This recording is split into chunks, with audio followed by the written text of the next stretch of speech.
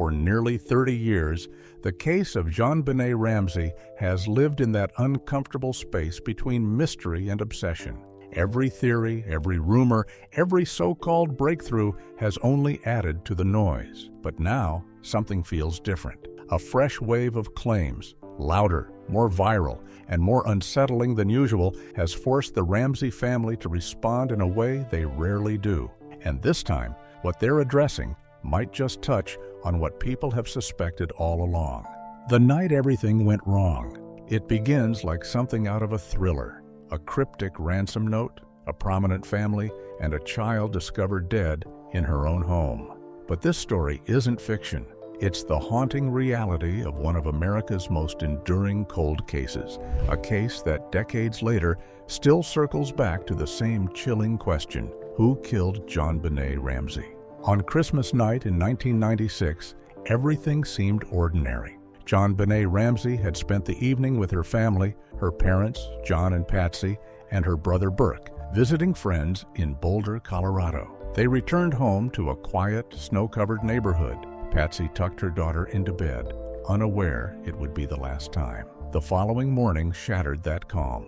As Patsy descended the spiral staircase to start her day, she noticed something unusual: a long, rambling ransom note laid out on the steps. Panic took hold instantly. She called 911, her voice strained and breaking as she pleaded for help. What happened next would fuel years of speculation. Some investigators and listeners believe that after Patsy thought she had hung up, the line remained open. In those final seconds, they claim faint voices can be heard in the background, a man and a woman, possibly more. Over time, people have dissected that audio, convinced they can make out fragments of conversation. Whether real or imagined, those sounds became one more unsettling piece of an already disturbing puzzle.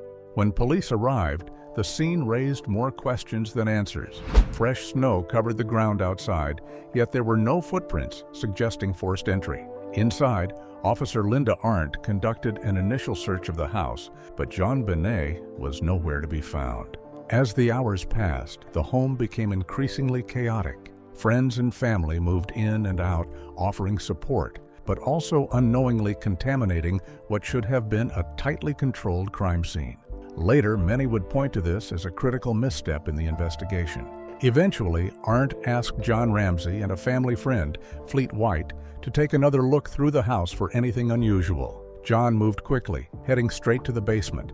There, inside a small cellar room, he found his daughter. He would later describe the moment as a brief surge of relief, thinking he had found her, followed almost immediately by the crushing realization that she was gone. What makes that discovery even more troubling is what came before it. Earlier that morning, another officer, Rick French, had searched the basement. He reached the very door of the room where JonBenét lay, but for reasons never fully explained, he didn't open it. That single decision meant the body remained undiscovered until John found it himself, altering the course of the investigation. In the moments that followed, more damage was done, this time unintentionally. Despite being told to leave everything untouched, John lifted JonBenét's body, carried her upstairs, removed the tape from her mouth, and covered her with a blanket. To investigators, this wasn't just a grieving father's instinct, it was the destruction of crucial evidence. Detective Linda Arndt watched it all unfold, and her suspicions quietly grew. Over the years, she has made it clear that she believed something wasn't right. As she knelt beside JonBenét's body, only feet away from John, she later recalled a chilling feeling that the killer might still be in the room. The tension was so intense that she found herself counting the bullets in her holster, preparing for the possibility that she might need to act. Others noticed unusual behavior too. One detective reported overhearing John making plans to fly the family to Atlanta just hours after the body was discovered. John later confirmed this, explaining that they simply wanted to return to a place they considered home after being told they couldn't stay in the house. As the investigation unfolded, rumors began to spread, some of them deeply troubling. Allegations of sexual abuse surfaced, though no definitive evidence ever confirmed those claims. John Ramsey consistently denied them, arguing that there had never been any history to support such accusations. From the very beginning, the case was plagued by complications. The crime scene had been compromised within hours. Key evidence may have been lost before it was ever properly examined. Law enforcement faced heavy criticism for failing to secure the home quickly. What followed was a sprawling, often chaotic investigation involving multiple agencies, private investigators, and even psychics. Leads were chased, theories were built and dismantled, and public speculation only grew louder. Yet despite all the attention, all the analysis, and all the years that have passed, the case remains unresolved. And the question at its center still lingers, as unsettling now as it was that winter morning in Boulder. Who killed JonBenét Ramsey? The case that refused to align. About 9 months after JonBenét Ramsey's death, a chilling development surfaced just 2 miles from the Ramsey home. A masked intruder broke into the house of a 12-year-old girl, one who attended the same dance studio as JonBenét. The man assaulted her before her mother managed to scare him away. For John Ramsey, the similarities were impossible to ignore. He saw it as more than coincidence. In his view, the method felt identical, an intruder already inside the home, lying in wait, watching, and striking only after the family had settled in for the night. It painted a deeply unsettling picture, someone hidden in the shadows, silently observing as normal life carried on above them. The parallels were hard to shake.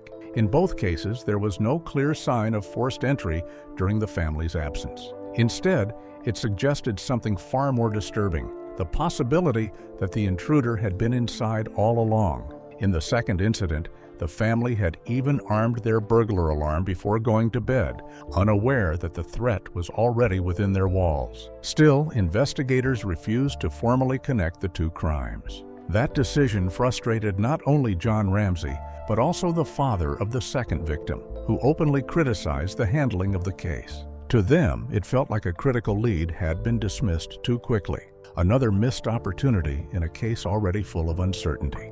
Back at the Ramsey home, the idea of an intruder wasn't without its complications. There was, at first glance, a broken basement window that seemed to support the theory. But closer inspection told a different story. An undisturbed spiderweb outside the window suggested it hadn't been used recently. Eventually, John himself acknowledged that he had broken the window months earlier after locking himself out. Even with those contradictions, the question lingered. And over time, that unanswered lead became one of the most debated aspects of the case, a thread that refused to fully unravel. Then, in 1999, the case took a dramatic turn. A grand jury voted to indict both John and Patsy Ramsey on charges related to child abuse resulting in death. But in a surprising move, the district attorney declined to pursue the case, citing a lack of sufficient evidence. The indictment existed, but it never made it to court. Years later, in 2006, the investigation lurched in a completely different direction. A man named John Mark Carr was arrested in Bangkok after suddenly confessing to the murder. His account was graphic, detailed, and deeply disturbing. He claimed the killing had been the result of a twisted encounter that spiraled out of control. What made it even stranger was how he entered the picture. Carr had been communicating with a university professor working on a documentary about the case, sending increasingly alarming messages that revealed an obsessive fixation on JonBenét. Authorities were alerted, and before long, he was in custody and on his way to Boulder. For a moment, it seemed like the break investigators had been waiting for. The media frenzy was immediate and intense, but it didn't take long for the story to collapse. DNA evidence didn't match. Even more definitively, records placed Carr in another state at the time of the murder. His confession, as vivid as it was, had no factual foundation. Investigators later acknowledged the situation as a major misstep, an example of how desperation for answers can sometimes overshadow due diligence. Over the years, suspicion had fallen on many individuals, including an unlikely figure, a man who had played Santa Claus at a Ramsey Christmas party just days before the murder. He was known to the family, and certain details about his behavior raised eyebrows. Stories circulated about his unusual fondness for JonBenét and odd personal rituals involving a gift she had given him. There were also eerie coincidences tied to his family history and creative work. details that fueled speculation and headlines. But when examined closely, none of it translated into credible evidence. What remained was less a viable suspect and more a case of rumor overtaking reality. It wasn't until 2008 that the case saw a moment of clarity. Advances in DNA testing led prosecutors to formally clear John and Patsy Ramsey, along with their son, of any involvement. The district attorney publicly apologized, acknowledging that the family should have been treated as victims from the start. Even so, public opinion proved far more resistant to change. One theory in particular continued to persist, that JonBenét's death may have been the result of a sudden tragic outburst inside the home, followed by a desperate attempt to stage a cover-up. It centered on the idea of mounting stress, small domestic incidents, and a moment that spiraled out of control. Supporters of this theory pointed to several elements: the head injury, the makeshift garrote fashioned from a paintbrush belonging to Patsy, and the ransom note, an unusually long and puzzling message written on stationery from inside the house. The note itself raised countless questions. It was lengthy, oddly specific, and demanded an amount that closely matched John Ramsey's recent work bonus. Handwriting analysis failed to deliver definitive answers. While John was largely ruled out, results involving Patsy remained inconclusive, leaving room for ongoing speculation. Despite the forensic findings that cleared the family, the case continued to live in two separate worlds, one defined by evidence, the other by suspicion. In the years that followed, John and Patsy Ramsey worked hard to keep their son Burke out of the public eye. At the time, it seemed like overprotection, but in hindsight, it may have been one of the few decisions they got exactly right. That became clear in 2016 when Burke, now 29, and living a quiet life as a software developer, stepped forward for a televised interview with Dr. Phil McGraw. It was meant to finally set the record straight. The family had already been officially cleared years earlier, but the court of public opinion had never quite moved on. Instead of closing the chapter, the interview reopened old questions. Throughout the conversation, Burke appeared calm, but there was something about his demeanor, a persistent, almost misplaced smile, that left viewers uneasy. It wasn't proof of anything, but in a case already filled with ambiguity, even small details took on outsized meaning. And it wasn't the first time his behavior had drawn attention. When Burke was just 9 years old, he had been interviewed by investigators. Those early recordings showed a child who seemed anxious, distracted, and at times emotionally distant. Still, professionals involved at the time noted that such behavior wasn't necessarily unusual given the trauma surrounding him. His entire world had collapsed overnight. Even so, one moment from those childhood interviews lingered in the public imagination. A brief exchange that felt oddly chilling, not because of what it proved, but because of how it sounded. It became one more piece of a puzzle that refused to settle. The speculation intensified decades later when the case of JonBenét Ramsey aired. The series assembled a team of respected experts, including former FBI profiler Jim Clemente and criminal analyst Laura Richards. Together, they revisited the evidence from the ground up, applying modern forensic thinking to an old and deeply complicated case. While the documentary stopped short of making a formal accusation, its conclusions pointed in a clear direction. It suggested a scenario that, while controversial, had been whispered about for years. At the center of that theory was forensic pathologist Werner Spitz. After reviewing the autopsy findings, Spitz argued that JonBenét's death was not simply the result of strangulation. Instead, he believed a severe blow to the head came first, a critical detail that reshaped the sequence of events. He focused on a distinct fracture in the skull, describing it as unusually precise. In his view, the most likely weapon was a heavy flashlight found in the Ramsey home. According to his analysis, its size and shape aligned closely with the injury. But there was a problem. The flashlight, though collected as evidence, had been wiped clean. No fingerprints, no DNA, nothing that could tie it definitively to anyone. From there, the theory extended into another well-known detail: the bowl of pineapple found in the house. Autopsy results confirmed that JonBenét had eaten pineapple not long before her death. Investigators believed it placed her awake and active during a narrow window of time that night. The reconstruction proposed by the documentary suggested a simple, almost ordinary moment that turned catastrophic. A late-night snack, a brief interaction, and then, in an instant, something went terribly wrong.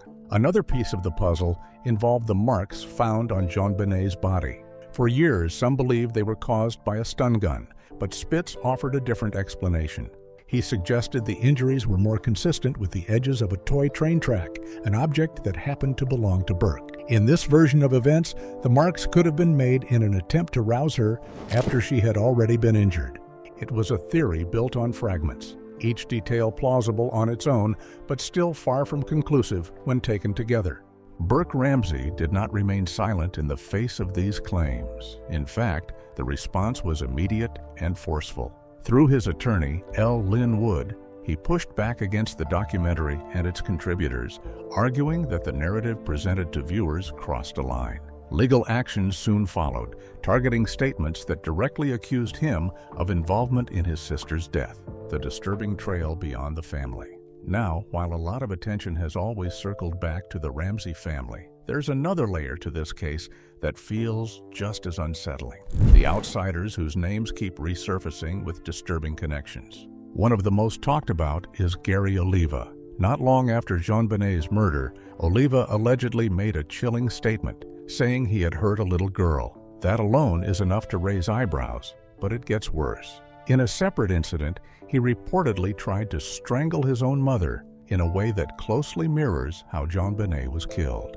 Back in 1996, Oliva was already a registered sex offender, living uncomfortably close to the Ramsey home in Boulder. He even showed up at a candlelight vigil for JonBenét, blending into a grieving community. And despite multiple tips coming in about him from Vail, police didn't seriously focus on him until years later.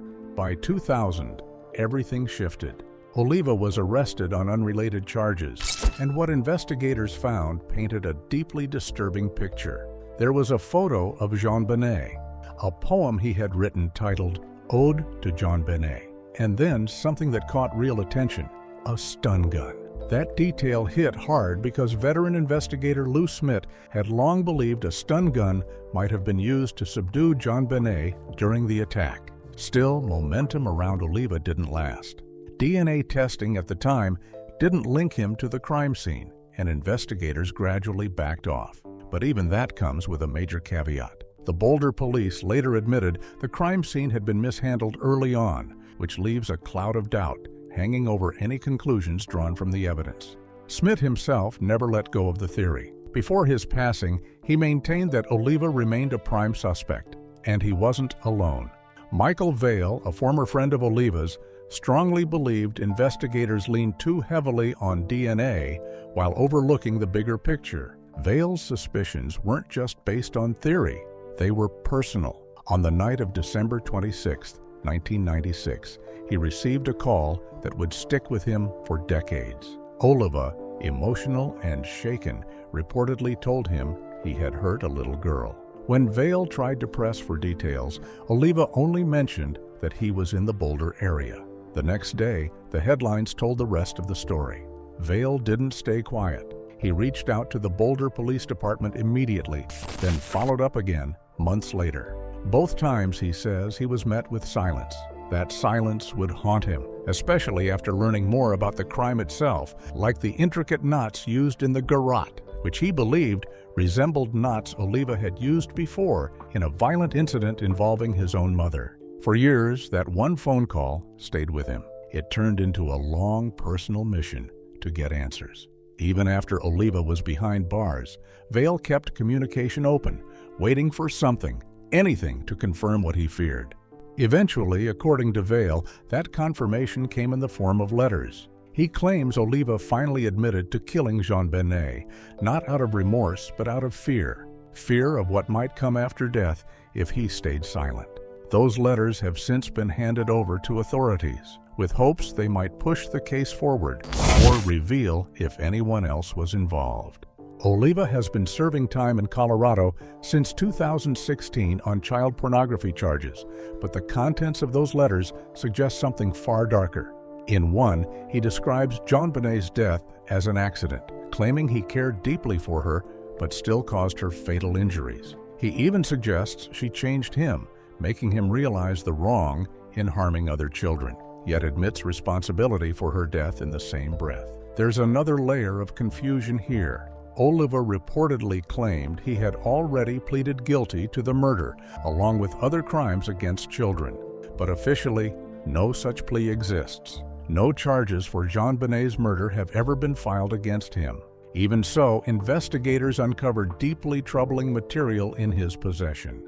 Reports indicate hundreds of images connected to JonBenét, including autopsy photos, possible shrine-like setups, and tribute videos. His digital footprint painted the picture of an obsession that had lasted for years. When these details surfaced publicly, the Boulder Police Department responded cautiously. They acknowledged that Oliva had been investigated multiple times and that his so-called confessions were not new. Their position remained firm.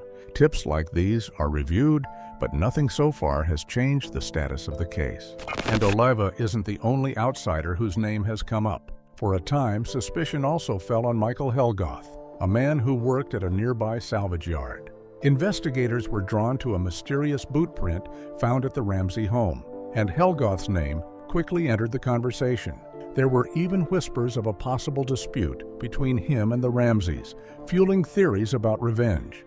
Then came the timing that made everything feel even more eerie. Helgoth died just 2 days after a 1997 press conference where the district attorney suggested they were closing in on a suspect. To some, it looked like a man taking secrets to the grave. But when the dust settled, the evidence simply didn't hold up. DNA didn't connect him to the crime, and with no solid proof tying him to the scene, he was eventually cleared. The theory, while intriguing, didn't stand on anything concrete. Then there's another angle entirely, one that brings the focus much closer to home. Linda Hoffman Pugh wasn't just an employee. She was deeply embedded in the Ramsey household as the housekeeper, while her husband handled maintenance work. She knew the home, the routines, and had access others didn't, including a key.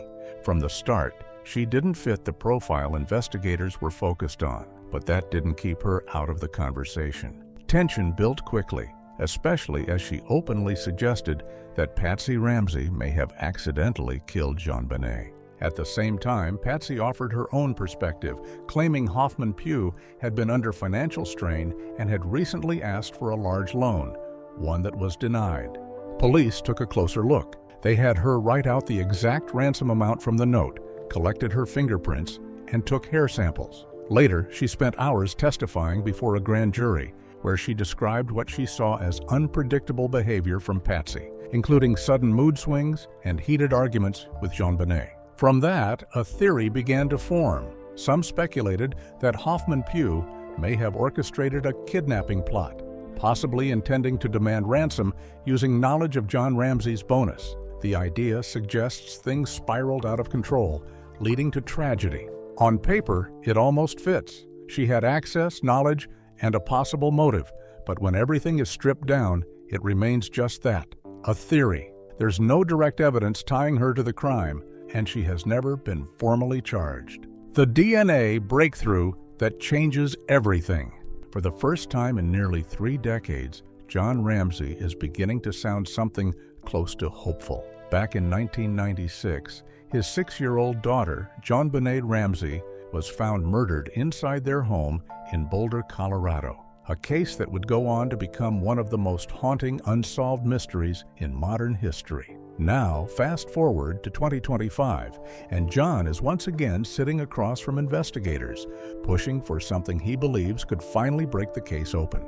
A complete, top-to-bottom re-examination of the evidence. This time, his focus is clear: DNA. After meeting with local authorities, John walked away feeling cautiously optimistic. For him, the shift isn't just about new conversations, it's about new leadership and new tools. He believes the current team at the Boulder Police Department is more open, more willing to explore every option, and more serious about solving the case than ever before. At the center of that optimism is a modern technique known as genetic genealogy. It's the same approach that helped identify suspects in long cold cases like the Golden State Killer investigation.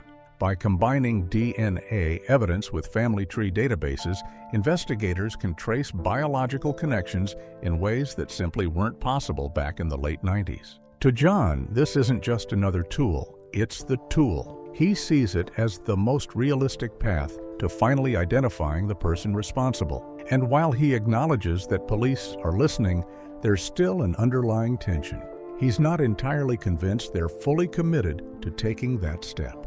From his perspective, time is being lost. He's spoken with experts in advanced DNA labs who insist that even the smallest sample could be enough to generate results using investigative genetic genealogy. In his mind, the math is simple.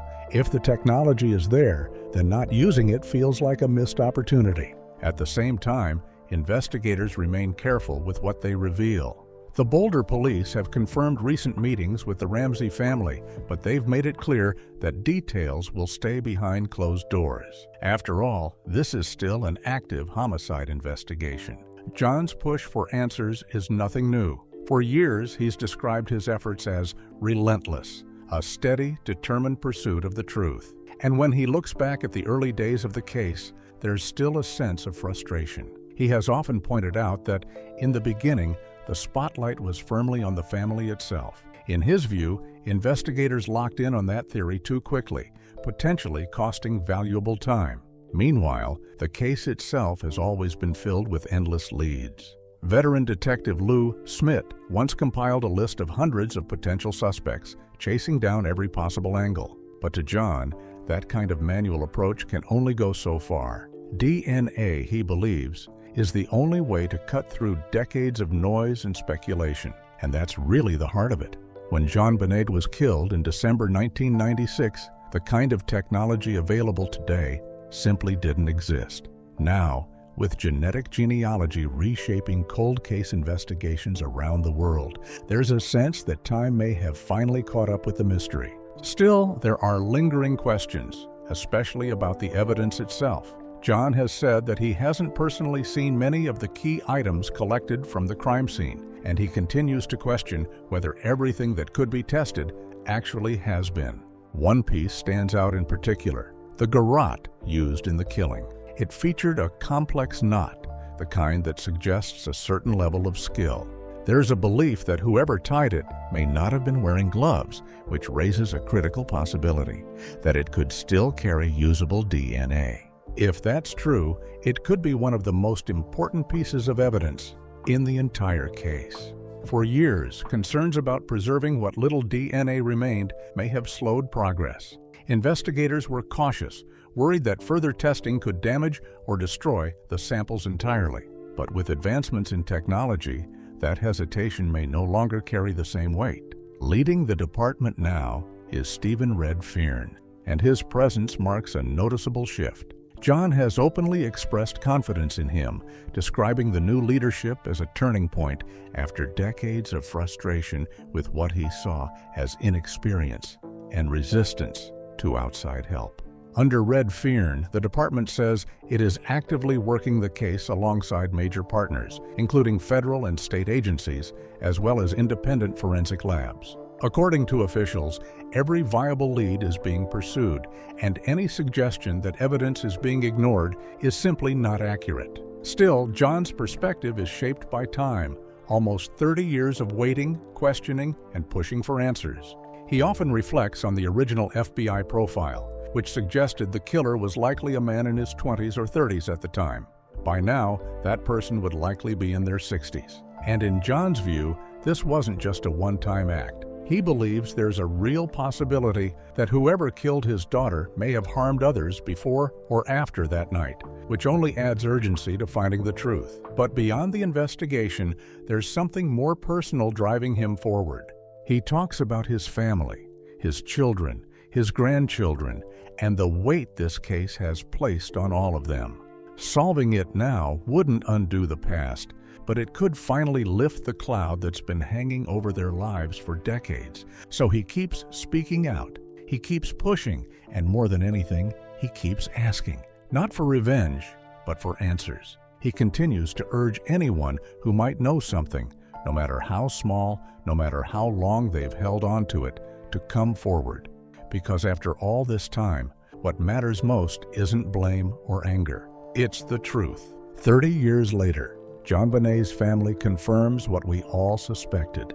Lately, a new wave of speculation has been making the rounds online, and this time it's pulling Jon Ramsey back into the spotlight for all the wrong reasons. The rumors, largely fueled by TikTok, suggest that his daughter, JonBenét Ramsey, somehow appears in Department of Justice files connected to the late financier and convicted sex offender Jeffrey Epstein. It's the kind of claim that spreads fast, especially when tied to a case already surrounded by decades of mystery. But Jon isn't entertaining it for a second. At 82, he addressed the theory head-on, making it clear there's no truth behind it.